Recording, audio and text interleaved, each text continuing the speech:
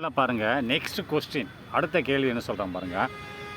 Which animal moves with the help of a muscular foot அப்படின்றான். மஸ்குலார்னது சதை, ஃபுட்னா கால்.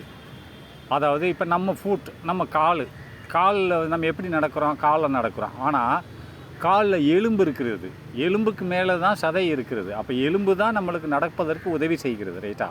இப்போ எலும்பே இல்லை, வெறும் சதை தான் இருக்கிறது. எந்த அனிமல் எலும்பு இல்லாமல் வெறும் சதையை வைத்து கொண்டு கால்கள், அது காலை சதை தான், எலும்பே கிடையாது. அந்த மாதிரி சதையை மட்டும் வச்சுட்டு காலாக வச்சுக்கிட்டு எந்த மிருகமானது நடக்கிறது என்று கேட்கிறான். கேள்வி பாருங்கள். விச் அனிமல், எந்த மிருகம் மூவ்ஸ்ன்னு நகல்கிறது, நடக்கிறது, வித் த ஹெல்ப்னா உதவியோட. எந்த உதவியோட? மஸ்குலார்னா சதைகளை கொண்ட கால்களோடு நடக்கிறது.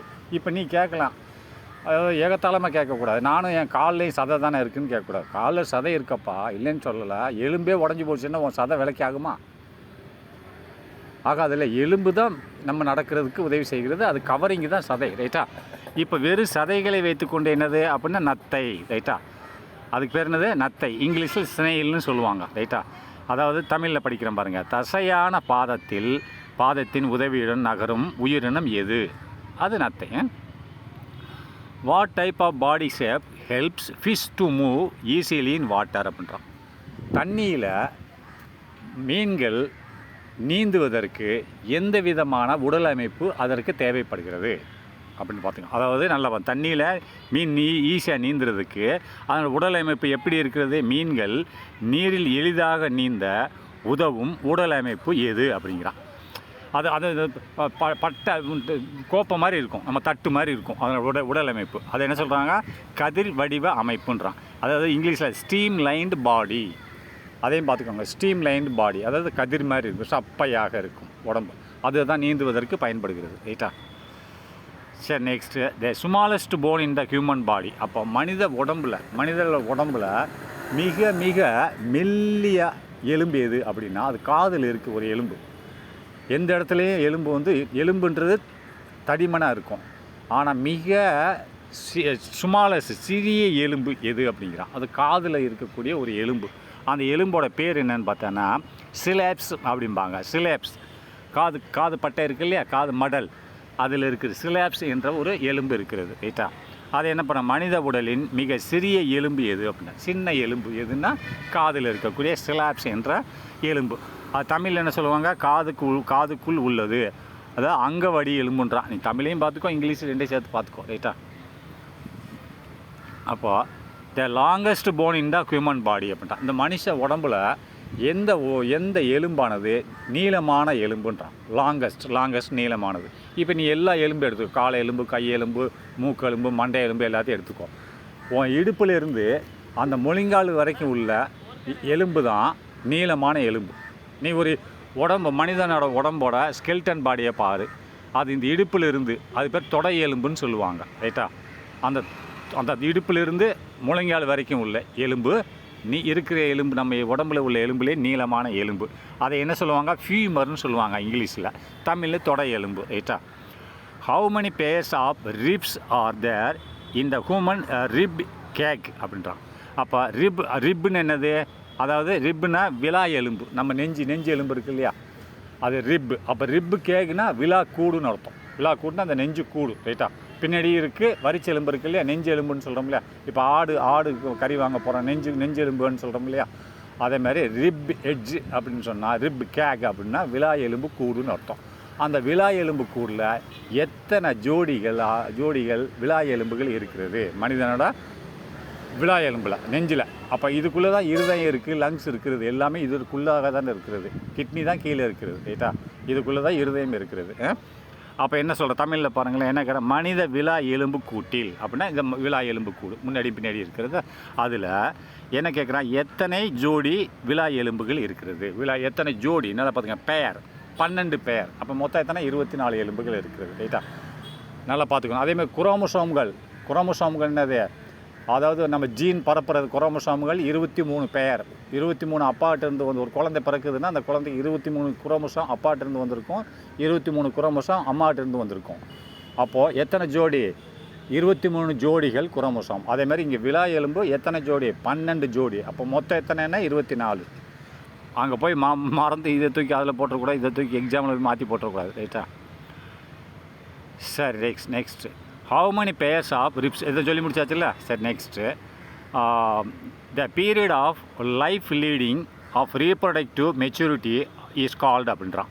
அப்போ reproductive maturity the period of life அப்போ ஒரு மனிதனோட வாழ்க்கையில் ஆஃப் லீடிங்னா ரீப்ரொடக்டிவ் மெச்சூரிட்டி. ரீப்ரொடக்டிவ்னா நல்லா பார்த்துக்கோ, ஒரு குழந்தை பிறக்குது. அது எப்போ ரீப்ரொடக்டிவ் மெச்சூரிட்டி ரீப்ரொடக்ட்னா இன்னொரு குழந்தையை உண்டாக்கக்கூடிய கெப்பாசிட்டி அந்த குழந்தைக்கு எப்போ வருதோ அதுக்கு பேர் என்னது? Reproductive maturity. அப்படின்னா இந்த நம்ம கிராமத்தில் சொல்லுவோம்ல, இந்த பொண்ணு பெரிய மனுஷி ஆகிட்டாப்பா அப்படின்றான். இந்த பையன் கல்யாணத்துக்கு வயசு வந்துருச்சுன்னு சொல்லுவோம். அதான் அதுக்கு பேர் என்ன சொல்லுவாங்கன்னா மெச்சூரிட்டி, ரீப்ரொடக்டிவ் மெச்சூரிட்டின்னு சொல்லுவாங்க. அப்போ அது தமிழில் என்ன சொல்லியிருக்கான்னு பாருங்கள். இனப்பெருக்க முதிர்ச்சியை அடையும் வாழ்க்கை பருவம் எவ்வாறு அழைக்கப்படுகின்றன அப்படின்றான். அப்போ அந்த வயசு வரும்போது அதை எப்படி நம்ம ஏற்கனவே சைக்காலஜியில் படிச்சிருக்கோம். அடாலசென்ஸ் அது எத்தனை? 18 வயசு. ரைட்டா? அது என்ன சொல்லுவாங்க? அடாலசென்ஸ்னு சொல்லுவாங்க. அது தமிழ் என்னது? வளர்ச்சி, அதாவது வளரினம் பருவம்னு சொல்லுவாங்க. சரி, த hormone responsible for secondary sexual characters in males அப்படின்றான். அப்போ ஆண்களில் இந்த செகண்டரி செக்ஷுவல் கேரக்டருக்கு பயன்படக்கூடிய ஹார்மோன் எதுனா டெஸ்டோட்ரோன். ஏற்கனவே படிச்சிருக்கோம். ரைட்டா? அதேமாதிரி பெண்களுக்கு என்ன ஹார்மோன் பார்த்தீங்கன்னா ஈஸ்ட்ரோஜன். ரைட்டா? இந்த hormone responsible for secondary sexual character இரண்டாம் செக்ஷுவல் கேரக்டருக்கு சம்பந்தமான ஹார்மோன் எதுன்னா இது என்னது? பெண்களுக்கு என்னதுன்னா ஈஸ்ட்ரோஜன். ரைட்டா? அப்போ which gland is known as the master gland of the endocrine system. நல்லா பாருங்கள், எண்டோக்ரைன் சிஸ்டம். எண்டோக்ரைன்னா உள் அமைப்பு, உள்ளே அமைந்திருக்கக்கூடியது. வெளிப்புறமாக எக்ஸோக்ரைன்னா வெளியில், அந்த நம்ம மனித உடலுக்கு வெளிப்புறமாக. ரைட்டா? இப்போ தோலில் எக்ஸோக்ரைன். எண்டோக்ரைன்னா நம்ம தோலுக்கு உள்ளே இருக்கக்கூடிய கிட்னி லங்ஸ் இதெல்லாம் எண்டோக்ரைன். தோலுக்கு உட்புறமாக அமைந்திருக்கக்கூடிய எல்லா பொருட்களும் அது எண்டோக்ரைன். எக்ஸோக்ரைன் என்னது? முடி, கண், தோல் இதெல்லாம் எக்ஸோக்ரைன் சிஸ்டம்ஸ். ரைட்டா? எண்டோன்னா உள்ளே, எக்ஸோன்னா வெளியே. ரைட்டா? இதனால் இந்த உட்புறமாக அமைந்திருக்கக்கூடிய மாஸ்டர் கிளாண்ட் எதுன்றான். அதாவது நல்லா பார்த்துக்கோங்க, விச் கிளாண்ட் நாளமில்லா சுரப்பி. தைராய்டு கிளாண்ட் இருக்குது, இங்கே கணையம் கிளாண்ட் இருக்கிறது. என்ன அதே மாதிரி இன்சுலின் சுரக்கு, வகுத்தில் இன்சுலின் சுகர் ஆயிடுதுன்றான். இன்சுலின் சுரக்காமல் சுகர் ஆயிரும். இன்சுலின் கிளாண்ட் இருக்குது. அப்போ இந்த கிளாண்டுகளுக்கெல்லாம் தலைவர் கிளாண்டு யார்? இதெல்லாம் மனுஷன் உடலில் கட்டுப்படுத்துகிற கிளாண்டு யாருன்னா பிட்யூட்ரி கிளாண்ட். அது ஏற்கனவே சொல்லி கொடுத்துருக்கேன், நல்லா ஞாபகம் வச்சுக்கோ. 10 இது பக்கா கேட்பாங்க. இது எங்கே இருக்குது? மூளைக்கு பக்கத்தில் இருக்கிறது. அதுதான் எல்லா கிளாண்டுகளுக்கும் ஆர்டர் பண்ணும். புரியுதா? அது என்ன சொல்லியிருக்கான் பாருங்கள். அதாவது நாளமில்லா சுரப்பி மண்டலத்தின் நாளமில்லா சுரப்பி மண்டலம் என்னது? இந்த கிளாண்டு தான். கிளாண்டில் நாளமில்லா சுரப்பின்னு அர்த்தம். அப்போ சுரப்பிகளில் தலைமை சுரப்பி எதுன்னா பிட்யூட்ரி சுரப்பி. சரி, next the production of layers of the in adolescent boys is called அப்படின்றான். அதாவது குழந்தைகள் வளரும்போது 18 வயசு ஆகும்போது அந்த குரல் வலை இருக்கு இல்லையா? இப்போ நான் பேசுகிறேன், எங்கேருந்து? எனக்கு தொண்டைக்கு பக்கத்தில் ஒரு குரல் வலைன்னு ஒன்று இருக்குது. அதுலேருந்து தான் என் சவுண்டே வெளியே வருது. அந்த 18 வயசு ஆகும்போது அந்த குரல் வலை நீண்டிருக்கும், கொஞ்சம் நீண்டிருக்கும். அந்த நீண்டிருக்கு அதனோட வடிவம் எப்படி இருக்கும்னா, அதற்கு எப்படி சொல்கிறான்னா ஆடம்ஸ் ஆப்பிள்ன்றான். அதாவது ஆதமின் ஆப்பிள் மாதிரி நீண்டு இருக்கும் அந்த குரல் வலை. அந்த 18 வயசு ஆகும்போது சற்று வலை நீண்டு இருக்கும். அது எந்த வடிவத்தில் இருக்கும்? ஆடம்ஸ் ஆப்பிள் என்ற வடிவத்தில் இருக்கும். அதை பாருங்கள், வளரினம் பருவம் சிறுவர்களில் அப்படின்னா வளர்ந்து வரக்கூடிய வளர்ச்சி அடையக்கூடிய சிறுவர்களில் குரல் வலைகள். ரைட்டா? குரல் வலைகள் வெளியே நீட்டி கொண்டிருக்கும். ரைட்டா? நீட்டி கொண்டிருப்பது எவ்வாறு அழைக்கப்படுகிறது அப்படின்னு என்னது? எவ்வாறு அழைக்கப்படுகிறது? ஆடம்ஸ் ஆப்பிள் என்று அழைக்கப்படுகிறது. Which hormone is secreted during stress or emergency situation. நல்லா பாருங்கள், எந்த ஒரு ஹார்மோன் வினையூக்கி எந்த ஹார்மோன் சுரக்கப்படுகிறது? செக்ரிகேட்டட்னா சுரக்கப்படுகிறது எப்போ?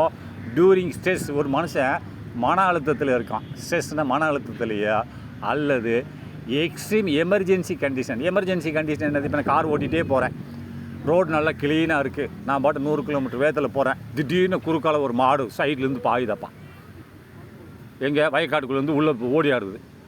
அந்நேரம் நான் பாட்டுக்கு ஓடிக்கிட்டு போனால் மாடு மேலே மோதிடுவேன். அப்போ என்ன பண்ணணும்? அந்நேரம் அந்த பிட்யூட்ரி சுரப்பியிலிருந்து ஒரு எமர்ஜென்சி ஹார்மோன் ஒன்று சுரக்கும் எனக்கு, அந்த நேரத்தில் சுரக்கும். அதை சுரந்த உடனே என்ன சொல்லும்னா, பிரேக்கை போடுன்னு சொல்லும். படக்குன்னு நான் பிரேக்கை போடுவேன். அந்நேரத்தில் மூளையோட செயல்பாடுகள் கிடையாது, அது எமர்ஜென்சி ஹார்மோன். அதேமாதிரி நான் நடந்து போயிட்டே இருக்கேன், ஒரு கண்ணில் ஒரு தூசி விழுகுது, அது மூளையிலேருந்து ஆர்டர் அதை தடுக்கிறதுக்கு முன்னாடி என் கை போகிறவங்க கண்ணுக்குள்ளே குத்திடும். அந்த மாதிரி சமயங்கள் என்ன பண்ணோம்னா, பிட்யூட்ரி சுரப்பு ஒரு எமர்ஜென்சி ஹார்மோனாக சுரக்கும். அப்போ மூளையோட செயல்பாடுகள் இல்லாமலே என் கை போய் அந்த அந்த அந்த தூசியை தடுத்துரும். எல்லா செயல்பாடுகளும் மனுஷனுக்குள்ள நடக்கிற எல்லா செயல்பாடுகளும் மூளையோட ஆர்டரோட தான் செயல்பாடுகள் நடக்குது. ஆனால் எமர்ஜென்சி காலகட்டத்தில் இந்த பிட்யூட்ரி சுரப்பு என்ன செய்யணும்னா, எமர்ஜென்சி ஃப்ளூயிடை சுரக்கும். அது மூளையோட கண்ட்ரோல் இல்லாமலே அது எமர்ஜென்சியில் நம்மளை செயல்படுத்தும். ரைட்டா? அதை எமர்ஜென்சி ஹார்மோன் சொல்லுவாங்க. சரி, deficiency of iodine is in diet leads to அப்படின்னா, அது அயோடின் குறைபாட்டினால் உண்டாகும் நோய் எது அப்படின்றான். டிஃபிஷியன்சி குறைபாடு ஆஃப் அயோடின் அப்படின்னா, அயோடின் குறைபாடு ஒரு மனுஷன் உடலில் அயோடின் குறைபாடு இருந்தால் அது என்ன செய்யும்? இன் டயட்னா சாப்பாட்டில், நம்ம சாப்பிட்ற சாப்பாட்டில் அயோடின் கம்மியாக இருந்தால் லீட்ஸ்டுனா உண்டாக்குகிறது. எதை உண்டாக்குகிறது? கோயட்ரினா முன்கழுத்து கலலை, அதாவது இந்த கழுத்து வீங்கி இருக்கு இல்லையா, அதை என்ன சொல்கிறா? தைராய்டு நோயை உண்டாக்குறது. அது என்னது? கோயட்ரின்பாங்க இங்கிலீஷில். தமிழில் முன்கழுத்தும்பாங்க, சில பேர் தைராய்டும்பாங்க. ரைட்டா? அதை பார்த்துக்கோங்க. Which hormone regulates the blood sugar level இந்த ஹியூமன் பாடி அப்படின்னா, மனுஷனோட உடம்புல அதாவது ரத்தத்தில் உள்ள சுகரை கட்டுப்படுத்தக்கூடிய ஹார்மோன் எது அப்படிங்கிறான். ரைட்டா? விச் ஹார்மோன், எந்த ஹார்மோன் ரெகுலேட்ஸ்னால் கட்டுப்படுத்துகிறது. எதை கட்டுப்படுத்துகிறது? த பிளட் சுகர் லெவல் அப்படின்னா, ரத்தத்தில் உள்ள சுகரோட அளவை கட்டுப்படுத்தக்கூடிய ஹார்மோன்கள் மனித உடம்பில் எது அப்படிங்கிறான். எது? இன்சுலின் சுரக்க மறுத்தால் என்ன ஆகும்? அவனுக்கு நீரிழிவு நோய் வந்துடும். புண்ணு ஆறாது. ரைட்டா? உடம்பு வீங்கிட்டே போகும், ஒன்றுக்கு அடிக்கடி வரும். அதாவது இன்சுலின் சுரக்க மறக்கும் போது அப்போ என்ன பண்ண? இன்சுலின் போடணும்.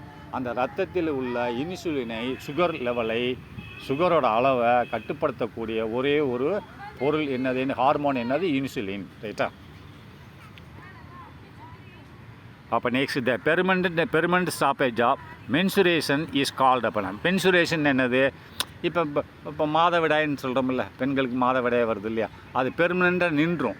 சில பெண்களுக்கு 55 வயசு ஆகும்போது அது நின்றும்.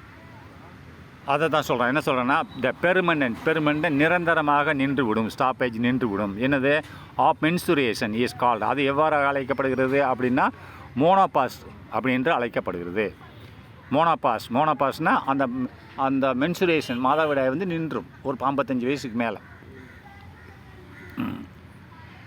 எவ்வரி இயர், ஒவ்வொரு வருஷமும் national youth day is celebrated in India. அப்போ இந்தியாவில் இளைஞர்களோட தேசிய நாள், இளைஞர்களின் தேசிய நாள் எந்த ஆண்டு கொண்டாடப்படுகிறது?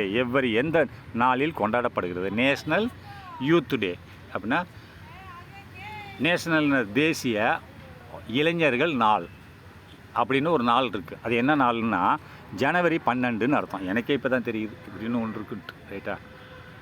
இளைஞர்களுக்குன்னு ஒரு நாள் இருக்கிறது. அந்த நாள் ஜனவரி 12 என்று சொல்லப்படுகிறது.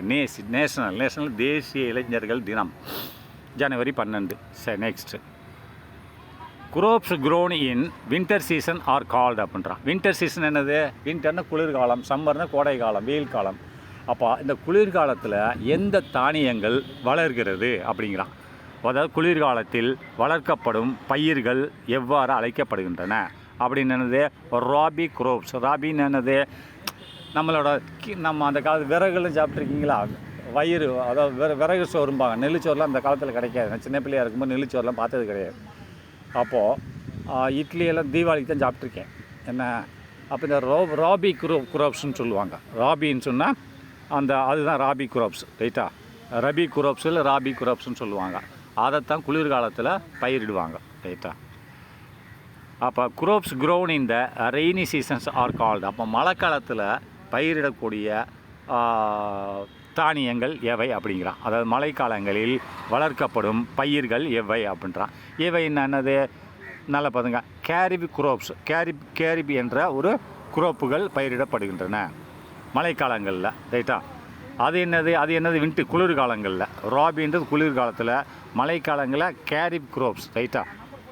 சரி, next give an example of kharif crops. Kharif crops என்னது? நம்ம ரைஸ் இருக்குது, நம்ம சாப்பிட்ற சாப்பாடு இருக்குது இல்லையா, சோறு, அந்த நெல்லுச்சோறு இருக்குது இல்லையா, அது எதுக்கு குளிர்காலத்தில் வருதுன்னு சொன்னால் அதுக்கு தண்ணி இருந்துக்கிட்டே இருக்கணும். அதுதான் வயக்காடுகளில் வந்து கம்மாயில் தண்ணி இருக்கும்போது தான் அந்த நெல் போடுவாங்க. ரைட்டா? அப்போது அதான் இது மழைக்காலங்களில் பயிரிடக்கூடிய பயிர்களின் பெயர் என்னது? கேரிப் குரோப்ஸ். அதுக்கு உதாரணம் என்னது? ரைஸ். ரைட்டா? அதேமாரி வின்டர் குளிர்காலங்களில் பயிரிடக்கூடியதுக்கு என்னது? என்ன இதுன்னு சொன்னால் அது வந்து ராபி குரோப்ஸ். ரைட்டா? இதற்கு கேரிபிக்கு என்னது? பேடி அண்ட் மைஸ் என்னது? சோளம், மக்காச்சோளம். The unwanted plants growing along the main crops are called அப்படின்றான். இது சாதாரண விஷயந்தான். அதாவது தேவையில்லாத தாவரங்கள் வளர்கிறது. எது கூட? நம்மளோட முக்கியமான குரோப்ஸ். இப்போ நெல் கூட களைகள்னு சொல்லுவோம். களை எடுக்க போகிறாங்கன்னு சொல்கிறோம்ல நம்ம கிராமத்தில். களை என்னது? நம்ம நெல் போட்டிருப்போம், நெல் கூட களைகள் வளரும். அது தேவையில்லாத ஒரு பயிர் வகைகள், தேவையில்லாத ஒன்று, அதை தான் சொல்கிறாங்க. ரைட்டா? அது தமிழில் என்ன போட்டிருக்கான்? முக்கிய பயிர்களுடன் வளரும் தேவையற்ற தாவரங்கள் எவை அப்படின்ற அது களை. ரைட்டா? அது என்னது? வீட்ஸ். இங்கிலீஷில் வீட்ஸு, தமிழில் களைகள். ரெண்டையும் சேர்த்து படிச்சுக்கோங்க. The process of separating grains from the harvested crop. அப்படின்னா ஹார்வெஸ்டட் குரோப் நம்ம நெல் விளைஞ்சி முடிஞ்சிடுச்சு, அதை அறுத்துட்டு வர்றோம். ஹார்வெஸ்டிங்கிறது அறுவடை செய்தல். குரோப் தானியத்தை அறுவடை செய்கிறோம் இல்லையா? அப்போது அறுவடை செஞ்சு தானியத்தை தனியாக பிரிக்கிறோம், நெல்லை தனியாக பிரிக்கிறோம் இல்லையா? அந்த செயல்பாடுக்கு பேர் என்ன அப்படின்னு கேட்குறான். த ப்ராசஸ்னால் செயல்பாடு, வழிமுறை, செய்முறை. என்ன செய்முறை அப்படின்னா செப்பரேட்டிங் செப்பரேட்டிங்னா பிரிக்கிறது. கிரெயின்ஸ் தானியங்களை பிரிக்கிறது. அது நெல் பயிரிலிருந்து பிரிக்கிறது. ஃப்ரம் எங்கேருந்து? From the harvested crops. Harvested என்னது? அறுவடை செய்யப்பட்ட.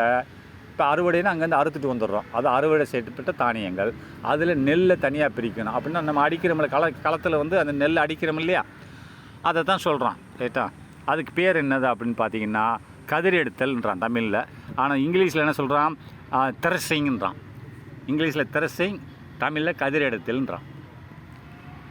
சரி, next which bacterium fixes atmospheric nitrogen in the root nodules of leguminous plants. அப்படின்னா லிகுமோனியஸ் பிளான்ட்ஸ் அப்படின்னு சொன்னால் நல்லா பார்த்துக்கோங்க. அதாவது பருப்பு வகைகள்னு சொல்லுவாங்க. ரைட்டா? பருப்பு இப்போ நம்ம சாப்பிட்றதில் முக்கால்வாசி பருப்பு வகைகள் தான். இப்போ நிலக்கடலை பருப்பு வகை தான், பாசிப்பருப்பு பருப்பு வகை தான். இப்போ நீங்கள் சாப்பிட்ற சோறில் பருப்பு குழம்பு எல்லாமே பருப்பு வகைகள். இந்த பருப்பு வகைகளை உண்டாக்கக்கூடிய தாவரங்கள் அதான் லிகமோனியஸ் பிளான்ட்ஸ்னு பருப்பு வகை தாவரங்களில் நல்லா பார்த்துக்கோங்க. தமிழில் என்ன? பருப்பு வகை தாவரங்களில் என்ன போட்டிருக்கான்? வேர்த்துண்டுகளில், வேரில் நல்ல தமிழ் இங்கிலீஷில் படிச்சிட்டேன். விச் பாக்டீரியம்னா எந்த பாக்டீரியா ஃபிக்ஸஸ்னால் நிலைநிறுத்துகிறதுனா செடியாக வைக்கிறது. எதை வைக்கிறது? Atmospheric nitrogen. அட்மாஸ்பியர்னா வளிமண்டலம், காற்று மண்டலத்தில் உள்ள நைட்ரஜனை எந்த பாக்டீரியா நிலைநிறுத்துகிறது? ஆனால் எங்கே நிலைநிறுத்துகிறது பாக்டீரியான்னு கேட்டிங்கன்னு சொன்னால் இந்த ரூட் நூடுல்ஸ். இந்த ரூட்னா அந்த வேறு, இந்த தானியத்தோட வேறு பகுதி இருக்குது இல்லையா, வேறு பகுதி பூமிக்குள்ளே தானே உள்ளே இருக்கும். அந்த வேறு வேரில் அட்மாஸ்பியரில் உள்ள மேலே ஆகாயத்தில் உள்ள நைட்ரஜனை இழுத்து அந்த வேருக்கு தேவையான நைட்ரஜனை இது நிலைநிறுத்துகிறது இந்த பாக்டீரியா. அந்த பாக்டீரியா எங்கே இருக்குது? அந்த தாவர வகைகளில் உள்ள வேரில் இருக்கிறது. அந்த வேருக்கு என்ன தேவைப்படுகிறது? நைட்ரஜன் தேவைப்படுகிறது. அந்த நைட்ரஜன் எங்கே? ஆகாயமாக காற்று மண்டலத்தில் தரைக்கு மேலே இருக்கிறது. காற்றுல இருக்குல்ல நைட்ரஜன், காற்றுல எல்லாமே இருக்குது. Nitrogen, hydrogen, oxygen, carbon di oxide எல்லாமே இருக்கிறது ரைட்டா.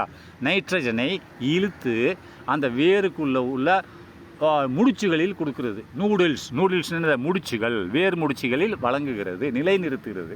ஸ்டெடியாக எவ்வளோ நைட்ரஜன் வேணுமோ அவ்வளோ நைட்ரஜனை காற்று மண்டலத்தில் உறிஞ்சி அது கொடுத்துக்கிட்டே இருக்குது ரைட்டா. அதை தான் கேட்குறான். இப்போ பாருங்கள் தமிழ் என்ன சொல்லியிருக்கான்னு பாருங்கள். என்ன சொல்லியிருக்கான் அப்படின்னா, பருப்பு வகை தாவரங்களில் வேர் முண்டுகளில் அப்படின்றான். ஏன்ட்டு கேட்டேன்னா, அதாவது நூடுல்ஸ்னால் வேர் முடிச்சுகள் வீங்கி இருக்கும். அதை நீங்கள் பருப்பு பிடிங்கி பார்த்தீங்கன்னா அந்த வேர் வீங்கி இருக்கும் அந்த இடத்துல. அது என்ன நைட்ரஜன் அந்த இடத்துல பூந்துருக்குன்னு அர்த்தம். வேர் முண்டுகளில் என்னது வளிமண்டல நைட்ரஜன். வளிமண்டலம் அட்மாஸ்பியர், இந்த நம்ம இந்த தரைக்கு மேலே இருக்கிறது. வளிமண்டல நைட்ரஜனை என்ன நிலைநிறுத்தும்னா அதை உறிஞ்சி அந்த வேருக்குள்ளே இருக்கக்கூடிய பாக்டீரியா அந்த வேருக்கு வழங்கும். காற்றுல உள்ள இதை உறிஞ்சி அந்த வேருக்குள்ளே கொடுக்கும். அந்த பாக்டீரியா நல்ல பாக்டீரியாவும் இருக்குது, கெட்ட பாக்டீரியா. நம்ம தயிரில் சாப்பிட்றதுன்னு தயிர் சாப்பிட்றோம், அது பாக்டீரியா தான். தயிர் ஒரு பாக்டீரியா, அது நல்ல பாக்டீரியா. புண்ணில் இருக்கக்கூடிய பாக்டீரியா கெட்ட பாக்டீரியா. நல்ல பாக்டீரியாவும் இருக்குது, கெட்ட பாக்டீரியாவும் இருக்குது ரைட்டா. ஆனால் வைரஸில் நல்ல வைரஸ் கிடையாது, எல்லாமே கெட்ட வைரஸ். நல்லா பார்த்துக்கணும். இது என்ன பாக்டீரியான்னு சொல்கிறான் அப்படின்னு பார்த்தா ரைசோபியம். இந்த பாக்டீரியா பேர் என்னது? ரைசோபியம் என்று அழைக்கப்படுகிறது. Which method of irrigation conserves water the most by releasing water drop by drop at the roots அப்படின்றான். நல்லா பாருங்கள். எந்த இரிகேஷன் பாசன திட்டங்கள், இப்போ நம்ம ஏகப்பட்ட பாசன திட்டங்கள் இருக்குது. இப்போ நம்ம தோட்டத்தில் பார்த்துருக்கோம், நம்ம மோட்டரை ஓட்டிட்டு அது அந்த வாய்க்கால் வழியாக தான் தண்ணி விடுவோம் ரைட்டா. இது ஒரு பாசன திட்டம். செடிகளுக்கு வேணுனது மோட்டர் போடுவோம், மோட்டர் அந்த வாய்க்கால் வழியாக கூடி செடிகளுக்கு போகும். இது ஒரு இரிகேஷன். இது ஒரு திட்டம். மழை பெய்யுது ரைட்டா, மழை பெய்யுது, கம்மாயில் தண்ணி வந்து விழுகுது, அது கம்மாய் வழியாக கூடி நம்ம வயக்காட்டுக்கு விடுறோம், அது ஒரு இரிகேஷன் திட்டம். இஸ்ரேலில் பண்ணுறது சொட்டு நீர் திட்டம்பான். எப்படின்னா நீர் வேஸ்ட் ஆகாமல் வேர்களுக்கு மட்டும் கொடுப்பான். வேர் இருக்குல்ல, ஒரு மரத்தோட வேருக்கு கொடுத்தாலே போதும், அந்த வேறு வழியாக கூடி தண்ணி வந்து மரம் பூரா போகும். எது வழியாக போகும்? ஜைலம். அந்த வேருக்குள்ளே என்ன இருக்குது? திசு இருக்குது, ஜைலம்ன்ற திசு இருக்குது, அதை எடுத்துகிட்டு போயிடும். அப்போ தண்ணி வேஸ்ட் ஆகாது ரைட்டா. அது சொட்டு நீர் பாசனம்னு சொல்லுவாங்க. அதுக்கு என்னது? சொட்டு நீர் பாசனம். அதை தான் சொல்கிறான். தமிழில் வேணால் படிக்கிறேன் பாருங்கள். அதாவது வேர்பகுதியில் சொட்டு சொட்டாக நீர் பாய்ச்சி மிக அதிகமாக நீரை சேமிக்கும் பாசன திட்டம் எது? பாசன முறை எது அப்படின்றான். வேர்பகுதிக்கு மட்டும் தண்ணியை கொடுத்துட்டு அங்கங்கே தண்ணியை வேஸ்ட் பண்ணாமல் நம்ம ஒரு இரிகேஷன் பாசன வசதியை செய்தால் அந்த முறைக்கு என்னது?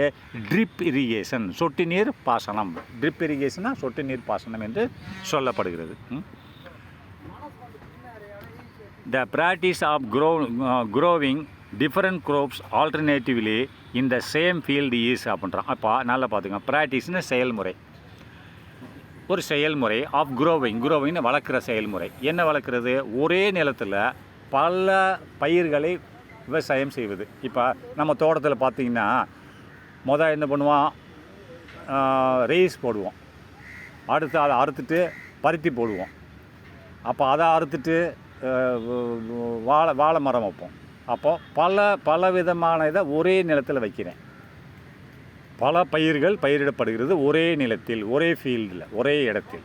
அப்போ இந்த இரிகேஷனுக்கு இப்போ இந்த விவசாயத்துக்கு பேர் என்னன்னு கேட்குறான். த ப்ராக்டிஸ்னு செயல்முறை. ஆஃப் க்ரோவிங்னா வளர்க்கிற செயல்முறை. ஆஃப் டிஃபரெண்ட் டிஃபரெண்ட்னா பலதரப்பட்ட தானியங்களை வளர்க்குறது செயல்முறை. ஆல்டர்னேட்டிவ்லி மாற்றி 3 மாதம் இது போடுவேன், அதை அடுத்துட்டு வேறு இதை போடுவேன், அதை அடுத்துட்டு வேறு இதை போடுவேன். ஆல்டர்னேட்டிவ்லி இந்த சேம் ஃபீல்டு, ஒரே நிலத்தில் மாற்றி வேறு பயிர்களை போட்டால் அந்த இதுக்கு என்ன சொல்கிறான்? அந்த செயல்முறைக்கு பேர் என்னது? Group rotation. குரோப்னு தானியத்தை மாற்றி போடுறது, ரொட்டேஷனை மாற்றுறது, குரோப் ரொட்டேஷன். அப்போ பயிர் சுழற்சி முறைன்றான். ஒரே நிலத்தில் அடுத்தடுத்து வெவ்வேறு பயிர்களை மாற்றி பயிரிடும் முறை எது அப்படின்றான். அது குரோப் ரொட்டேஷன். குரோப்பை தானியங்களை மாற்றி பயிரிடுதல் ரைட்டா. தமிழ் என்னது? பயிர் சுழற்சி முறை ரைட்டா. Organic waste decomposed microorganism used as fertiliser is called அப்படின்றான். அப்போ இதனால் பாருங்கள், நான் தமிழில் ஆர்கானிக் வேஸ்ட் அப்படின்னா, ஆர்கானிக் வேஸ்ட்னா கழிவுகள், அதாவது கரிம கழிவுகள் அப்படின்னா, இப்போ மனுஷங்க கழிவு, மாட்டு சாணம், இதெல்லாம் என்னது ஆர்கானிக் வேஸ்ட்டு, ரைட்டா. அதேமாரி இப்போ மரங்கள்லாம் மரம் என்ன பண்ணும், இலைகளை உதிர்த்துரும், அது மண்ணில் படிஞ்சிடும் அந்த இலை, அது என்ன பண்ணும், செப்டிக் ஆகிடும், செப்டிக் ஆகி அது ஒரு ஆர்கானிக் வேஸ்ட், கரிம கழிவுகள்னு சொல்லுவாங்க. அப்போ இந்த கரிம கழிவுகள் டீகம்போஸ்ட் சிதைக்கப்படுகிறது யாரால், பை மைக்ரோ ஆர்கானிசம். மைக்ரோன்னு என்னது, மிக நுண்ணிய ஆர்கானிசம்னா உயிரினம், மிக நுண்ணிய உயிரினங்களால், நுண்ணியனா மிக சிறிய உயிரினங்களால், அப்படின்னா கண்ணுக்கு தெரியாத உயிரினங்களால் இந்த அந்த ஆர்கானிக் காம்பவுண்ட்ஸு சிதைக்கப்படுகிறது. அது பிறகு பயன்படுத்தப்படுகிறது. சிதைத்த பின்பு யூஸ்டு அஸ் ஃபெர்டிலைசர், அதை உரமாக பயன்படுத்தப்படுகிறது. நல்லா பாருங்கள், இந்த மக்கிப்போன பொருள்களை நுண்ணிய கிருமிகள் சிதைத்து விடுகிறது. பிறகு அந்த மக்கிப்போன பொருள்களை உரமாக பயன்படுத்துகிறோம், ரைட்டா. அது எவ்வாறாக அழைக்கப்படுகிறதுன்னு கேட்குறான். எவ்வாறாக அழைக்கப்படுகிறது அப்படின்னா, அதாவது தொழு உரம் என்று அழைக்கப்படுகிறது, இயற்கை உரம் என்று அழைக்கப்படுகிறது. செயற்கை உரம்னு என்னது, இப்போ நம்ம வெளியிலேருந்து உப்பு வாங்கிட்டு வந்து விவசாயம் பண்ணுறோம்ல, உப்பு போடுறோம், யூரியாவை போடுறோம், இதில் செயற்கை உரங்கள். இப்போ நம்ம மாட்டு சாணத்தை எடுத்து நான் ஒரு இடத்துல போடுவேன். என் வீட்டில் 10 மாடு இருக்குன்னா மாட்டு சாணத்தை எடுத்து ஒரு இடத்துல போடுவேன். அந்த சாணம் கொஞ்ச நாள் கழித்து பார்த்தேன்னா அது ட்ரை ஆகிடும், அதில் புழுக்கள் இருக்கும், அதுதான் மைக்ரோ ஆர்கானிசம். அது என்ன, அந்த சாணத்தை எல்லாம் மக்கி போக வச்சிடும். பிறகு நான் அதை இயற்கை உரமாக பயன்படுத்துவேன், ரைட்டா. அதுக்கு என்ன சொல்கிறான், மேனுருன்னா தொழு உரம்னு அர்த்தம். அதாவது நல்லா பாருங்கள், தமிழில் படிக்கிறேன். நுண்ணுயிர்களால் மக்கி உரமாக பயன்படும் இயற்கை கழிவுப் பொருள் எவ்வாறு அழைக்கப்படுகிறது. The large scale storage of grains is done அப்படின்றான். Large scale storage of grains is டன்னா, அதிக அளவில், லார்ஜ்னா அதிக அளவில், ஸ்கேல்னா அளவில், ஸ்டோரேஜ்னா சேமித்து வைத்தல், எதை, ஆஃப் கிரெயின்ஸ்னு தானியங்களை, இஸ் டன் அதிக அளவில் தானியங்களை சேமித்து வைத்தல், இஸ் டன் நடக்கிறது. எங்கே, அப்போ சேமிப்பு கிடங்குகளில். இப்போ நம்ம பாலவனத்தில் கொஞ்சம் தள்ளி பார்த்தீங்கன்னா அருப்புக்கோட்டையில் சேமிப்பு கிடங்குன்னு சொல்லி பெரிய குடோன் கட்டி வச்சுருக்காங்க இல்லையா, அதில் சேமிப்பு கிடங்குகளில் தான் இந்த தானியங்கள் அதிக அளவில் சேமித்து வைக்கப்படுகிறது. என்னது, அரிசி பருப்பு எல்லாம் சேமித்து வைக்கப்படுகிறது. அப்படின்னா அந்த எங்கே என்ன போட்டிருக்கான், அதாவது அதற்கு பேர் என்னது, சேமிப்பு கிடங்குகள். இங்கிலீஷில் என்ன போட்டிருக்கான், அதாவது சிலோஸ் அண்டு கிரானரிஸ்னால கிரெயின்களை சேமித்து வைக்கும் இடம்னு அர்த்தம். கிரெயின்ஸ் என்னது, தானியங்கள், அந்த தானியங்களை சேமித்து வைக்கும் இடம் கிரானரிஸ்ன்னு சொல்கிறான். அதேமாரி அதுக்கு இன்னொரு அர்த்தம்னா சிலோஸ்ன்றான், சிலோஸ் அண்டு கிரானரிஸ்ன்றான், சரியா. சரி, next, the cleaning of forest on a large scale is called அப்படின்னா, ஒரு காடுகளை அழிக்கும் முறைக்கு, சுத்தம் செய்யும் முறைக்கு பெயர் என்ன. அப்போ கிளீனிங்னு சுத்தம் செய்கிறதுன்னு என்ன அர்த்தம், ஒரு காடு இருக்குது, அது சுத்தம் செய்கிறதுன்னு என்னதா, அதை வெட்டி மரங்களில் வெட்டி தொடச்சி எடுத்துகிட்டு போயிடுறது, ரைட்டா. அப்போ அதை அழிக்கிறது, மரங்களை அழித்தல், காடுகளை அழித்தல்னு அர்த்தம். அப்போ அதுக்கு என்ன பேருன்னா டீஃபாரஸ்ட்னா என்ன, டீஃபாரஸ்டேஷன் காடு அழிப்பு. அதாவது இப்போ மரங்களையெல்லாம் வெட்டி எடுத்துகிட்டு போனேன்னு காடு அழிஞ்சு போச்சுன்னு அர்த்தம், ரைட்டா. அதை தான் என்ன சொல்கிறான் பாருங்களேன், அதை காடுகளை பெருமளவில் அழிப்பது எவ்வாறு அழைக்கப்படுகிறது, காடு அழிப்பு. இங்கிலீஷில் ஃபாரஸ்டேஷன் என்னது, காடை உண்டாக்குவது, டீஃபாரஸ்டேஷனை காடை அழிப்பது, ரைட்டா. அப்போ the book that maintains a record of endangered species is called அப்படின்றான். ஒரு புத்தகம் தட் மெயின்டைன் ஒரு புத்தகம் வைக்கப்பட்டுள்ளது, அப்போ அதில் ஏதாவது செய்தி இருக்கிறதுன்னு அர்த்தம், ரைட்டா. அது ரெக்கார்ட்னா ஒரு குறிப்புகளை வைக்கப்பட்டுள்ள ஒரு புத்தகம். அது என்ன குறிப்புகள் அப்படின்னு பார்த்தா, என்டேஞ்சர்டு ஸ்பீசிஸ் இஸ் கால்டு, ஸ்பீசிஸ்னா இனங்கள், டேஞ்சர்டுனா ஆபத்தான, டேஞ்சர்னு என்னது, ஆபத்தானது. ஆனால் என்டேஞ்சர்டுனா அழியக்கூடியதுன்னு அர்த்தம், ரைட்டா. நல்லா பார்த்துக்கோங்க, 2 மீனிங் இருக்குது. டேஞ்சர்னானது ஆபத்தானது, ஆனால் என்டேஞ்சர்டு அப்படின்னா முன்னாடி போட்டு டேஞ்சர்னு போட்டேன்னா என்டேஞ்சர்னா அழியக்கூடியதுன்னு அர்த்தம். அப்போ என்டேஞ்சர்டு ஸ்பீசிஸ்னால் அழியக்கூடிய இனங்கள். இப்போ காடுகளில் வந்து சில பேர் சொல்லுவாங்க, இப்போ நான் அந்த காலத்தில் சிட்டுக்குருவி எக்கச்சக்கமாக இருக்கும் எங்கள் கிராமத்தில், இப்போ போய் பார்த்தா ஒன்றா கூட காணோம் அப்படின்னா அதெல்லாம் அழிஞ்சு அந்த இனங்கள் அழிஞ்சு போச்சுன்னு அர்த்தம். Endangered species. அப்போ இந்த சிட்டுக்குருவி இனம் அழிந்து விட்டது. அது மாதிரி அந்த குறிப்புகளை வைத்திருக்கக்கூடிய புத்தகம், அந்த குறிப்புகள் ஒரு புத்தகத்தில் எழுதப்பட்டுள்ளது. அதாவது அர்த்தம் சொல்கிறான், the book that maintain the record of endangered species. என்டேஞ்சர்னா அழியக்கூடிய மிருகங்கள், இனங்கள், இனங்கள். அது எந்த இனமாக இருக்கலாம், சிங்க இனமாக இருக்கலாம், புலி இனமாக இருக்கலாம், மனித இனமாக இருக்கலாம். அது அழியக்கூடிய இனங்களை குறித்து வைத்துள்ள ஒரு புத்தகத்தின் பெயர் என்ன? இஸ் கால்ட், எவ்வாறு அழைக்கப்படுகிறதுனா ரெட் டேட்டா புக் அப்படின்ட்டா. அதுக்கு பேர் என்னது?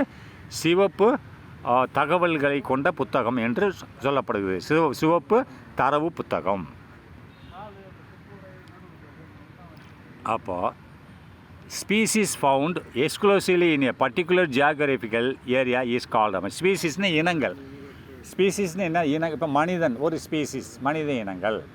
சிங்கம், சிங்க இனங்கள். புலி இனங்கள்.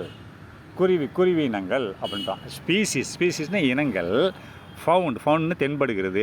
Exclusively in a particular area. எக்ஸ்க்ளூசிவ்னா அந்த இடத்துல மட்டும் அதிகமாக தென்படுகிறது, மீதி இடத்துல இல்லை. எக்ஸ்க்ளூசிவ்லி இன் ஏ பர்டிகுலர், ஒரு குறிப்பிட்ட பகுதியில் ஒரு குறிப்பிட்ட இனங்கள், ஒரு குறிப்பிட்ட பர்டிகுலர் ஜியாகிரபிக்கல் ஏரியா. ஜியாகிரபிக்னது பூமியில் உள்ள ஒரு குறிப்பிட்ட பகுதி தான் சொல்லுவாங்க. Is called. அது எவ்வாறு அழைக்கப்படுகிறது? ஒரு குறிப்பிட்ட பகுதியில் குறிப்பிட்ட இனங்கள் அதிகமாக இருக்கும். அப்போ அதுக்கு பேர் என்னன்ற உதாரணத்துக்கு பார்த்தீங்கன்னா, இப்போது என்ன சொல்கிறது உங்களுக்கு புரியுற மாதிரினா, இப்போ நாய்கள் மனிதர்களை சுற்றியே இருக்கும், தனியாக இருக்காது. பார்த்துருக்கீங்களா? அது ஒரு குறிப்பிட்ட இனம். அது எப்போ மனிதர்களை அண்டியே தான் இருக்கும். சிங்கம் மனிதர்கள் அண்டி இருக்குமா? இருக்காது. அது காடுகளில் தான் இருக்கும். ஒரு குறிப்பிட்ட இடங்களில் குறிப்பிட்ட இனங்கள் அதிகமாக இருப்பதை எவ்வாறு நாம் அழைக்கிறோம் என்றால், எவ்வாறு அழைக்கிறோம் அப்படின்னா எண்டோமிக் ஸ்பீசிஸ் என்று அழைக்கிறோம். அப்படின்னா என்னது? அப்புறம் உள்ளூர் உயிரினங்கள் என்று அழைக்கிறோம். ரைட்டா? எண்டோமிக் எண்டோன்னு உள்ளே, எக்ஸோன வெளியே. ரைட்டா? ஏற்கனவே சொல்லியிருக்கேன். அப்போ எண்டோமிக் ஸ்பீசஸ்னால் இனங்கள், அப்படின்னா உள்ளூர் உயிரினங்கள் என்று அழைக்கப்படுகிறது. ரைட்டா? In which year was the project tiger launched in India? அப்படின்னா இந்தியாவில் புலிகள் சரணாலயம் எந்த ஆண்டு தொடங்கப்பட்டதுன்றான். அதாவது இன் விச் இயர், எந்த ஆண்டு, வாஸ் ப்ராஜெக்ட் திட்டம்னு புலிகள் திட்டம். அப்படின்னா புலிகள் திட்டம்னு என்னது? புலிகள் காப்பு திட்டம்னு அர்த்தம். ரைட்டா? புலிகள் காப்பு திட்டம்னு அர்த்தம். லான்ச்சுன்னா உண்டாக்கப்பட்டது. இன் இந்தியாவில் உண்டாக்கப்பட்டது. தமிழில் என்ன போட்டிருக்காங்க? இந்தியாவில் புலிகள் பாதுகாப்பு திட்டம் தொடங்கப்பட்ட ஆண்டு எதுன்றான். தொடங்கப்பட்ட ஆண்டு எது? 1973. ரைட்டா? புலிகளை பாதுகாக்கணும் என்ற ஒரு திட்டம் தொடங்கிய ஆண்டு என்னது? 1973. சரியா? சரி, next, what is the expansion of IUCN அப்படின்றான். இந்த IUCN விரிவாக்கம் என்னன்னு கேட்குறான். International Union of Conservation of Nature. கன்சர்வேஷனை பாதுகாத்தல், நேச்சர்னு இயற்கை. அப்போ இயற்கையை பாதுகாத்தல் என்ற ஒரு இன்டர்நேஷ்னல் யூனியன், உலகளாவிய ஒரு ஒற்றுமை, உலகம் நம்ம சேர்ந்து ஒரு இதை உண்டாக்கியது. எது? இயற்கையை பாதுகாக்கணும் என்று உலகளாவிய ஒரு ஒற்றுமை என்று ஒரு சங்கம் இது. சரியா? அதை இன்டர்நேஷ்னல் உலகளாவிய ஒரு யூனியன், ஒரு கூட்டமைப்பு. எதற்கு? For conservation of nature. நேச்சர்னா இயற்கையை பாதுகாக்க உலகளாவிய ஒரு அமைப்பு என்று சொல்லப்படுகிறது. அவன் தமிழில் என்ன சொல்லியிருக்கான்? இயற்கையை பாதுகாப்பதற்கான சர்வதேச ஒன்றியம். யூனியன் ஒன்றியம், இன்டர்நேஷனல் சர்வதேச ஒன்றியம். ரைட்டா? Which sanctuary in Tamil Nadu is famous for bats அப்படின்றான். எந்த சாங்சுவரி, சரணாலயம், இஸ் ஃபேமஸ்னால் புகழ்பெற்றது. Which sanctuary in Tamil Nadu is famous. எந்த ஒரு சரணாலயம் தமிழ்நாட்டில் ஃபேமஸ்னு புகழ்பெற்றது? யாருக்காக வேண்டி? ஃபார் பேட்ஸ், பறவைகளுக்கு எந்த சரணாலயம் தமிழ்நாட்டில் பேர் பெற்றது அப்படின்னு கேட்குறான். அது வேடந்தாங்கலாக தான் இருக்கும். என்ன போட்டிருக்கான்? வேடந்தாங்கால் பேர்ட் சென்ச்சுரி. இந்த சென்னையில் உள்ள வேடந்தாங்காலில் வந்து பறவைகள் சரணாலயம் என்று புகழ்பெற்ற சரணாலயம் என்று சொல்லப்படுகிறது. ரைட்டா? சரி, next, the process of restoring a destroyed forest by planting new trees அப்படின்றான். நல்லா பாருங்கள், இந்த ப்ராசஸ்னால் ஒரு செயல்முறை ஆஃப் ரீஸ்டோரிங் திரும்ப உண்டாக்கும் செயல்முறை. ஏற்கனவே கலாம் சார் சொன்னார், அப்துல் கலாம் சார் என்ன சொன்னார், மரங்களை நடுங்க அப்படின்னார். விவேக் சார் போய் நான் மரங்களை நட்டார், ஊராக போயிட்டு சினிமா நடிகை. அப்போது மரங்களை ஏன் நட்டிங்க, மரங்கள் அழிந்து விட்டன, அழிக்கப்பட்டு விட்டன, அப்போ திரும்ப உண்டாக்கணும், அதை ரீஸ்டோரிங், திரும்ப உண்டாக்கணும், அதை த ப்ராசஸ் ஆஃப் ரீஸ்டோரிங். அப்போ திரும்ப உண்டாக்கணும், the process of restoring or a destroyed forest, அழிக்கப்பட்ட காடுகளை திரும்ப உண்டாக்கணும், அப்படி திரும்ப மரங்களை நட்டணும்னு சொல்கிறான். டிஸ்ட்ராய்டு ஃபாரஸ்ட் பை எப்படி, by planting new trees. By பிளான்டிங்னா நடனம், உண்டாக்கணும், பிளான்டிங்னா உண்டாக்கணும், நடனம், எதை, நியூ ட்ரீ, புதிய மரங்களை உண்டாக்கணும். அந்த ப்ராசஸ் செயல்முறை என்னன்னு கேட்குறான். அதுதான் தமிழ் என்ன போட்டிருக்கோம், அதுக்கு என்னது, ரீஃபாரஸ்டேஷன். ஃபாரஸ்டேஷனா காடுகள், டீஃபாரஸ்டேஷனா காடுகள் அழிப்பு, ரீஃபாரஸ்டேஷனா காடுகள் திரும்ப உண்டாக்குறது. நல்லா பார்த்துக்கோங்க, இங்கிலீஷ் ஒன்றுமே இல்லை. ஃபாரஸ்டேஷனா காடுகள், டீஃபாரஸ்டேஷன் டி முன்னாடி சேர்த்துக்கிட்டுனா அழிப்பு, காடுகளை அழிக்கிறது, வெட்டி எடுத்துகிட்டு வந்துடணும். அடுத்து ரீஃபாரஸ்டேஷனை காடுகளை உண்டாக்கணும், அது புதிய மரங்களை நடுவது ரீஃபாரஸ்டேஷன். ரைட்டா, சரி.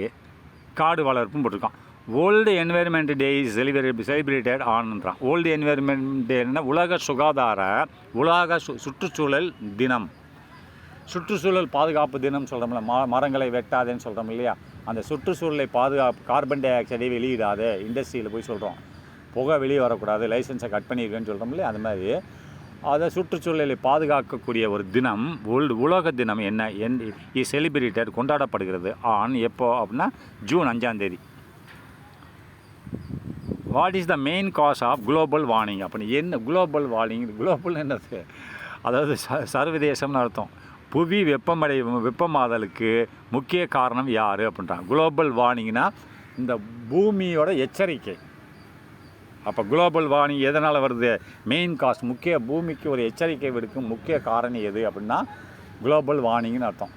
வெப்பமாகுது, குளோபல் வார்மிங், வார்னிங்கில் அதான் வார்மிங்னா வெப்பமாதல், பூமி வெப்பமாகுது, குளோபல்னால் பூமி வெப்பமாதல். அப்போ பூமி மேல் பரப்பு வெப்பமாகிறது. அப்படி வெப்பம் அதிகமாகிடுச்சின்னு சொன்னால் ஓஜோன் லேயர் அவுட் ஆகிடும். சரியா, அப்போ what is the main cos, முக்கிய காரணம் என்ன அப்படின்னு கேட்குறான். புவி வெப்பமாதலுக்கு முக்கிய காரணமோ என்ன அப்படின்றான். என்ன காரணம் அப்படின்னா கார்பன் டை ஆக்சைடு, இந்த ஃபேக்ட்ரியிலேருந்து போகுது இல்லையா மாசு, இதுதான் பூமி வெப்பம். அது எப்படி வெப்பமாகுது தெரியுமா, இந்த கார்பன் டை ஆக்சைடு மேலே போகும்போது நம்ம தரையிலேருந்து பூமி மேல் பரப்புலேருந்து அதுக்கு ஆகாயத்தில் 5 அடுக்குகள் இருக்கிறது. மொத்தம் எத்தனை அடுக்கு இருக்குது, 5 அடுக்கு. அது 2வது அடுக்கு ஓஜோன் லேயர். அந்த ஓஜோன் லேயரில் ஒரு ஓட்டை விழுந்துருது. ஓட்டை விழுந்த உடனே சூரியனிலிருந்து வர வெப்பங்கள் திகுடுமுகுடாக பூமியை நோக்கி வரும். கொஞ்சம் நஞ்சம் இல்லை, அது அந்த ஓஜோன் லேயரில் ஓட்டை இல்லாததுனால தான் சூரிய வெப்பம் கட்டுப்படுத்தப்படுகிறது. இந்த கார்பன் டை ஆக்சைடு அதிகமாக போக ஓஜோன் லேயரில் ஓட்டை விழுந்துருச்சுன்னு சொன்னால் சூரிய வெப்பம் திகுடுமுகுடாக வந்து மனுஷன் செத்தே போயிடுவான், சுருண்டு போயிடுவான். அதற்கு ஓஜோன் லேயரில் ஓட்டை விழுவதற்கு காரணம் யார், இந்த கார்பன் டை ஆக்சைடு. ரைட்டா, அப்போது அது 2வது அடுக்கு, இந்த கார்பன் டை ஆக்சைடு அப்படின்னு போன்ற பசுமை இல்லை வாயுக்கள்ன்றான். சரி, நெக்ஸ்ட்டு 220 என்ன கேட்குறோம், animal that have compulsory vanished from earth are called அப்படின்றான். அப்போ நல்லா பாருங்கள், பூமியிலிருந்து முழுமையாக அதாவது மறைந்து விட்ட உயிரினங்கள் எவ்வாறு அழைக்கப்படுகின்றன. அதாவது பழைய காலத்தில் சில மிருகங்கள் இருந்திருக்கும், இப்போ அந்த இனமே இருந்திருக்காது. ரைட்டா, அந்த இனங்கள் டோட்டலி அழிஞ்சு போயிருக்கும். அது எவ்வாறு அழைக்கப்படுகிறதுனா எக்ஸ்டிங்க்ட் ஸ்பீசஸ்னு இனங்கள். எக்ஸ்டிங்க்ட்னா அழிந்து விட்ட இனங்கள்னு அர்த்தம். நம்ம முன்னோர் காலத்தில் சில மிருகங்கள், வித்தியாசமான மிருகங்கள்லாம் இருந்திருக்கும், அது இப்போ இல்லாமல் போயிருக்கும், செத்து அந்த இனமே அழிஞ்சு போயிருக்கும். அப்படி அழிந்து போன இனங்களை நம்ம எவ்வாறு அழைக்கிறோம்னா எக்ஸ்டிங்க்ட் ஸ்பீசஸ்னா அழிந்து போன உயிரினங்கள் என்று அழைக்கிறோம். அதான் சொல்லலாம், அனிமல்ஸ் மிருகங்கள் தேட் ஹேவ் கம்ப்ளீட்லி அவைகள் மொத்தமாக வேனிஸ்னா அழிந்து விட்டது, ஃப்ரம் த எர்த் இந்த பூமியிலிருந்து அழிந்து விட்டது, அந்த இனங்களே மொத்தமாக அழிந்து விட்டது. அது எவ்வாறாக அழைக்கப்படுது, extinct animal. Extinct species animal extinct ஸ்பீசஸ்னு இனங்கள்னு அர்த்தம். அந்த இனமே அழிந்து விட்டது. அது என்ன சொல்கிறாங்க? அழிந்து போன உயிரினங்கள். சரி, முடிஞ்சிச்சு ரைட்டா.